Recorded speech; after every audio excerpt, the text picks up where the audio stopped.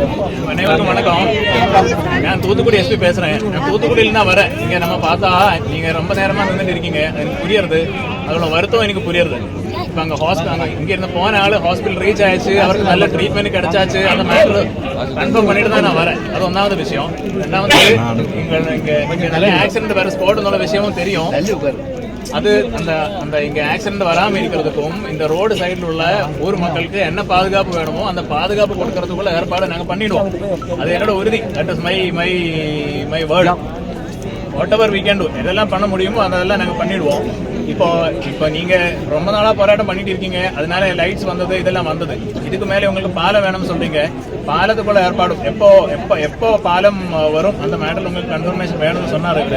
அதுக்கு ஏற்பாடு பண்ணிடுவோம் நாளைக்கு. இப்போ நீங்கள் இவர் சொன்ன மாதிரி நாளைக்கு எல்லாரும் மீட்டிங்க்கு வாங்க.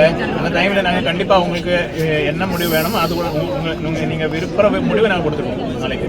ஆனால் இப்போதைக்கு தயவுசெய்து நீங்கள் கிளம்புங்க. ஏன்னா அந்த ரெண்டு சைடில் ஒரு 5 கிலோமீட்டர் கிட்ட இருக்கு. இப்போ நம்ம 2 பேரை நம்ம ஹாஸ்பிட்டல் 3 பேர் நம்ம ஹாஸ்பிட்டலுக்கு கொண்டு போயிடுச்சு ஆம்புலன்ஸ்னால. அதே மாதிரி ஒரு 5 ஆம்புலன்ஸ் 2 சைடில் இருக்கிறாங்க ஹாஸ்பிட்டலுக்கு போக முடியாம. அவரோட உயிருக்கு கூட நம்ம கொஞ்சம் மதிப்பு கொடுக்கணும். அதனால நீங்க தயவுசெய்து இவர் சொல்றது கேட்டு நாளைக்கு என்னோட உறுதி எடுத்து நாளைக்கு நீங்க மீட்டிங் வாங்க.